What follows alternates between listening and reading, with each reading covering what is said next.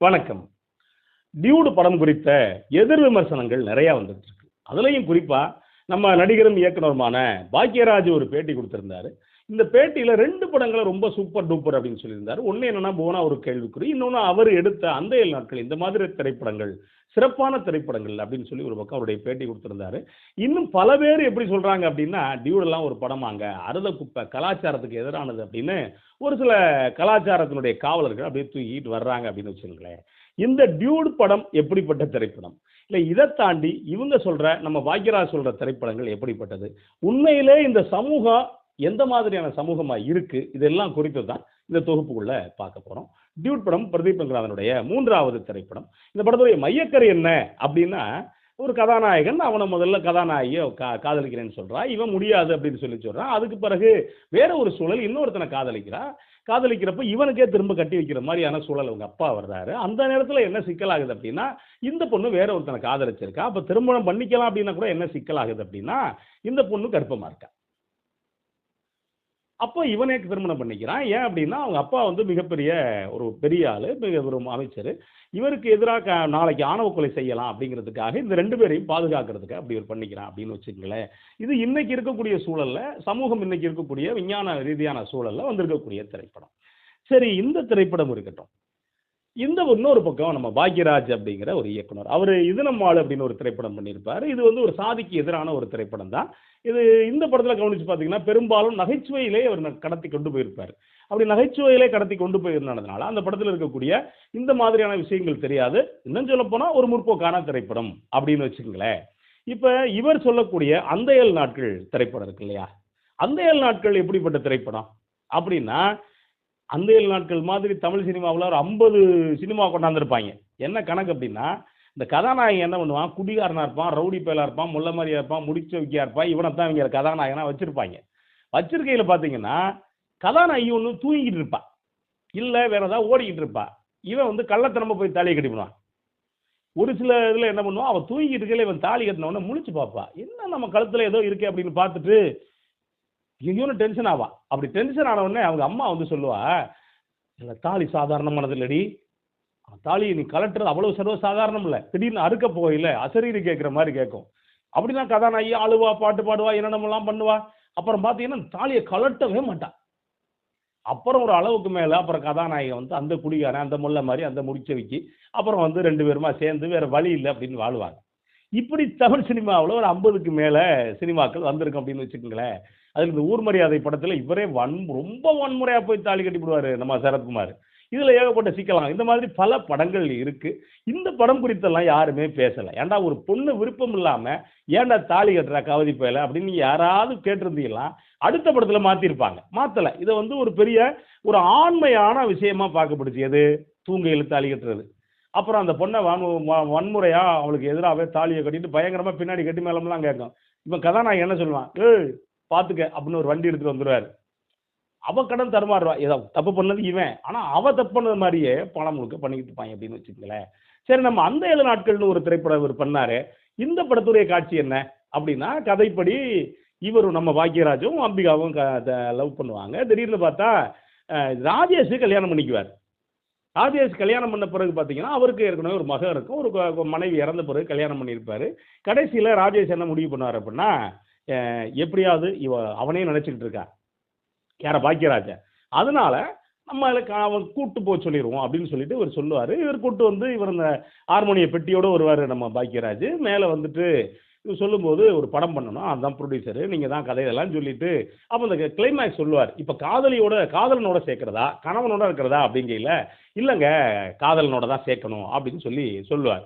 இப்ப நேரடியா கதவ திறந்தா உள்ளுக்குள்ள அம்பிகா இருப்பாங்க. இப்ப அம்பிகாவ பார்த்த உடனே இவர் என்ன சொல்லுவாரு பார்த்துட்டு, இவரு ஷாக் ஆயிருவாரு. இல்லங்க, அது நிஜம் இல்லங்க. அது கதையில வேணா இருக்கலாம். ஆனா நிஜத்துல அப்படி கிடையாதுங்க. நீங்களும் அவளோட தான் வாழணும் அப்படின்னு சொல்லி சொல்லுவாரு. இது என்னங்க நியாயம் அப்படிங்கையில, பாக்யராஜ் என்ன சொல்லுவாரு, நீங்க வேணா அவங்கள வேணா தாலிய அறுக்க சொல்லுங்க பார்ப்போம். கழட்டி வைக்க சொல்லுங்க பார்ப்போம் அப்படிம்பாரு. அவங்க இப்ப அதுவரைக்கும் வந்து காதல்ன்னு நினைச்சுக்கிட்டு இருந்த அம்பிகா டென்ஷன் ஆயிருவாங்க. டென்ஷன் ஆயி ஒரு மூலையில உட்கார்ந்துருவாங்க. இவர அறுக்க சொல்லுவாரு. யாரு? கட்டுன ராஜேஷ அறுக்க சொல்லுவாரு பாக்யராஜ். ராஜேஷ் எப்படியா இருப்பாரு? அவரும் அறுக்க மாட்டேன் அப்படின்ருவாரு. அப்புறம் அதுக்கு பிறகு ஒரு வழியா இதுதாங்க நம்ம தமிழ் பண்பாடு, இதுதாங்க நம்ம தமிழ் கலாச்சாரம் அப்படின்னு சொல்லிட்டு பாக்கியராஜ் ஒரு வழியா முடிச்சு கிடிச்சிட்டு கண்ணீர் கண்ணீர்லாம் விட்டுட்டு ஹார்மோனியத்தை மறக்காம கையிலே கொண்டு போயிடுவார். இதுதான் இந்த படத்துல இருக்கக்கூடிய விஷயங்கள். நான் என்ன கேட்கிறேன், இந்த தாலி சென்டிமெண்ட் இருக்குல்ல, இந்த தாலி சென்டிமெண்டோட நோக்கம் என்ன அப்படின்னா, அதாவது என்ன ஆனாலும் பரவாயில்ல, அவளுக்கு என்ன மனசு இருந்தாலும் பரவாயில்ல, இவரோட இருக்கட்டும் அப்படிங்கிறது. சரி, இந்த இப்போ கிளைமேக்ஸ் முடிஞ்சு போச்சு, படம் முடிஞ்சு வச்சுங்க. ஒருவேளை அந்த 7 நாட்கள் 2ன்னு ஒரு படம் பாக்கியராஜ் எடுத்திருந்தா என்ன பண்ணியிருப்பாரு? என்ன பண்ணியிருப்பாரு? இப்ப அதுக்கு பிறகான வாழ்க்கை இருக்குல்ல. ஒருத்தனை நினைச்சுக்கிட்டு இன்னொருத்தனோட எப்படி வாழ முடியும்? அவ ஏற்கனவே மருந்து குடிக்கிறதுக்கான ஏற்பாடு பண்ண, விஷம் குடிக்கிறதுக்கு. அப்ப எப்படி வாழ முடியும்? பின்னாடியான அந்த பொண்ணுடைய வாழ்க்கை என்ன? பின்னாடியான ராஜேஷுடைய வாழ்க்கை என்ன? இதை பாக்கியராஜ் சொல்ல முடியுமா? அப்படின்னா இந்த ஒரு கேள்வி இருக்குங்க இதுக்குள்ள. அப்புறம் இவங்க சொல்ற கணக்கு இருக்கு இல்லையா? இதுல பாக்கியராஜே சொல்ல மறந்த ஒரு படம் இருக்கு. எதுன்னா புதிய வார்ப்புகள் திரைப்படம். புதிய வார்ப்புகள் கதை என்ன அப்படின்னா, சுருக்கமா சொல்லிடுறேனே. புதிய வார்ப்புகள் வந்துட்டு நம்ம பாக்கியராஜ் வெளியூர்ல இருந்து வந்திருக்கக்கூடிய ஒரு ஆசிரியர். அவங்க கதாநாயகி யார் அப்படின்னா, அந்த ஊர்ல நாதஸ்வரம் வாசிக்கக்கூடியவருடைய மக. 2 பேருக்கும் காதல். இந்த காதல்ல ஊர் வில்லனுக்கு இந்த கதாநாயகி மேல ஏகப்பட்ட இது இருக்கும், எப்படியாவது அடைஞ்சிடணும் அப்படின்னு. அதனால அவருடைய கையால் இருக்கக்கூடிய கவுண்டமணிக்கு கல்யாணம் பண்ணி வச்சிருவாரு. கல்யாணம் பண்ணி வச்சா அந்த ஊர்லயே இருப்பாரு பாக்கியராஜ். ஆனா கவுண்டமணி இதை புரிஞ்சுக்குவாரு. கிளைமேக்ஸ்ல என்ன பண்ணுவார் அப்படின்னா, இவன் வந்து நமக்காக இல்ல, இவன் நம்ம பொண்டாட்டி அனுபவிக்கணுங்கிறதுக்காக இது மாதிரி பண்ணியிருக்கான் அப்படின்ட்டு மனைவி கிட்ட என்ன சொல்லுவாருன்னா, நீ அவனோட போயிரு அப்படிம்பார். அப்போ தாலி இருக்கும், நான் கட்டின தாலி தானே, நானே அறுத்துக்கிறேன்ட்டு தான் கட்டின தாலியை கவுண்டமணியை அறுத்துக்கிட்டு உன் காதலனோட போகணும், காதலனோட சேர்த்து வச்சிருவாரு. சொக்கப்பனை கொளுத்துவாங்க, சொக்கப்பனதில் வில்லன் எரிஞ்சிருவாருன்னு வச்சுக்கோங்களேன். இந்த படத்து குறித்து என்ன யோசிக்கிறாங்க? அதுவும் தாலி தான். பாக்யராஜ் இந்த படத்துல கட்டினதும் தாலி தான், அந்த படத்துலையும் தாலி தான். ஆனா என்ன அப்படின்னா, பாரதி ராஜா என்ன பண்ணியிருப்பாரு அப்படின்னா, இதெல்லாம் உடைச்சிட்டு தாலிங்கிறது நீங்க யதார்த்தமா கட்டல, இது வந்து பேசி முடிச்சு கட்டப்பட்ட தாலி கிடையாது. இது வந்து வேற மாதிரி கட்டின தாலி. அப்ப வாழ்க்கைன்னு ஒண்ணு இருக்கு, நீ போய் வாழ்ந்துக்க அப்படின்னு கட்டின கணவனையே தாலி அறுத்துக்கிட்டு போக சொல்லி சொல்லுவார். இப்படி இந்த திரைப்படம் இருக்குங்க. இப்ப இந்த படம் குறித்து ஏன் பாக்யராஜ் பேசல அப்படிங்கிற இந்த கணக்கு இருக்கு. இருக்கிறதுலே ரொம்ப அறுதப்பழசான அப்படி ஒரு கதையை தூக்கி வச்சுக்கிட்டு பாக்யராஜ் என் படம் சூப்பர் ஆ ஓ அப்படின்னு பேசுறாரு. இந்த படத்தை பொறுத்த வரைக்கும் என்ன சிக்கல் அப்படின்னா, பாக்யராஜ் அந்த காலகட்டத்தில் எவ்வளவு புத்தகம் படிச்சார் அப்படிங்கிற கணக்கு இருக்கு. மிஞ்சி போனா அந்த படத்துல படம் நேரத்தில் அவருக்கு ஒரு 30 வயசு இருக்கும். இந்த வயசுல எவ்வளவு சமூகத்தை தெரிஞ்சுக்கிட்டாரு அப்படிங்கிற அந்த கணக்கெல்லாம் இருக்கு. அவருக்கு அன்னைக்கு எவ்வளவு தெரியுமோ அதை தெரிஞ்சு படம் பண்ணியிருப்பார். அதுல சொல்லும் போதே சொல்லுவார், இது கொஞ்சம் ஓல்டு சென்டிமெண்ட் தான் அப்படின்னு அவரே கொஞ்சம் நமக்கெல்லாம் கரெக்ட் பண்ணி கொடுத்து முடிச்சிருவார் அப்படின்னு வச்சுங்களேன். இன்னொரு திரைப்படம் இருக்கு, எல்லாரும் பேசக்கூடிய முதல் மரியாதை திரைப்படம். முதல் மரியாதையில் என்ன சிறப்பு அப்படின்னா, இதே கணக்கு தான். அதாவது இன்னொருத்தனோட வடிவுக்கரசி இதாயிருவாங்க. அந்த குழந்தைக்கு தான் தகப்பன்னு பாக்கி இவர் சிவாஜி ஏத்துக்கிட்டு வாழுவார். இப்ப அந்த படம் குறித்து ஏன் இவங்க எல்லாம் பேசல அப்படிங்கிற இந்த கணக்கெல்லாம் இருக்கு அப்படின்னு வச்சுக்கோங்களேன். இப்ப இன்னொன்னு இருக்குங்க, இது குறித்து தான் நம்ம முக்கியமான விஷயம். இந்த பாக்யராஜ் காட்டின இந்த மாதிரி தாலிக்காகவே அவ கடைசி வரைக்கும் சாகணும் அப்படிங்கிற கருத்து இருக்குல்ல, இது வந்து ரொம்ப ரொம்ப ரொம்ப ரொம்ப ரொம்ப ரொம்ப ரொம்ப ரொம்ப பிற்போக்கான கருத்து. ஒரு ஆம்பளை எப்படி வேணாலும் வாழலாம், ஆனா பொம்பளை அப்படி வாழக்கூடாதுங்க. தாலின்னு ஒன்று கட்டிட்டு அவன் கடைசியில் அதில் தான் சாகணும் அப்படிங்கிறது இருக்குல்ல, இதுதான் வந்து சனாதன கருத்து.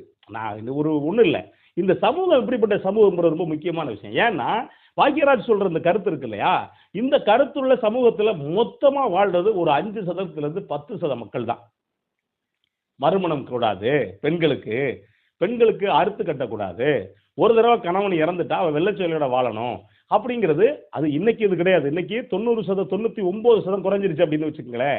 எந்த சமூகத்துலலாம் இது வேணான்னாங்களோ அந்த சமூகமே இன்னைக்கு அறுத்து கட்டி இன்னொரு கல்யாணம் பண்ண ஆரம்பிச்சிட்டாங்க, தாலி போடாம வாழ ஆரம்பிச்சிட்டாங்க. அந்த இடத்துக்கு இன்னைக்கு சமூகம் வந்து சேர்ந்துருச்சு.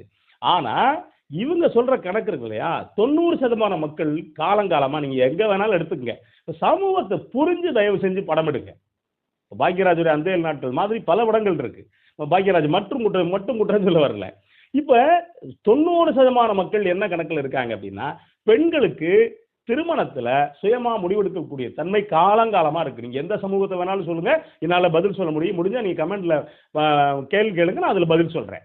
எந்த சமூகத்துல வேணாலும் அந்த மாதிரியான வாழ்க்கை இருக்கு. அது வந்து ஆதிக்க சமூகமா இருக்கக்கூடிய இடைத்தட்டு சமூகம், அதுக்கு அடுத்து இருக்கக்கூடிய அடித்தட்டு சமூகம், இடைநிலை சமூகம், எல்லாத்துக்குள்ளயுமே இந்த இது இருக்கு. என்னன்னா பெண்களை பொறுத்த வரைக்கும் அவங்களுக்கு திருமணம் ஆயிருச்சுன்னு வச்சுக்கங்களேன், உடன்பாடு இல்லாத திருமணம் ஆயிருச்சு, இல்ல திருமணம் ஆன பிறகு கணவன் சரியில்ல அப்படின்னா, முதல்ல யார்ட்ட கேட்பாங்க அப்படின்னா, ஊர் பஞ்சாயத்து பண்றப்ப, ஊர் பஞ்சாயத்துன்னு இருக்காது, முக்கியமானவங்க கூப்பிட்டு பேசுவாங்க. அப்ப யார்ட்ட கேட்பாங்கன்னா, அந்த பொண்ணுகிட்ட தான் கேட்பாங்க. இவனோட உனக்கு வாழ விருப்பமா அப்படின்னு. விருப்பம் இல்ல அப்படின்னா, யோசிக்காம பிரிச்சு வச்சுருவாங்க. அதுக்கு பேரு முறி குடுக்குறது அப்படின்னு பேரு. 1990 வரைக்கும் இந்த முறி குடுக்குற பழக்கம் இருந்துச்சு. இந்த பழக்கத்த பாரதி ராஜாவே 2, 3 திரைப்படத்துல வச்சிருப்பாரு. அப்ப என்னன்னா, வீட்ல இருக்கக்கூடிய கூரைய எடுத்து ஒரு முறி முறிச்சுட்டு 2 பேருக்கு தனியா குடுத்துட்டா, இதுக்கு பேரு தான் அன்னைக்கு கிராமத்துல இருந்து டிவோர்ஸ் அப்படின்னு பேரு.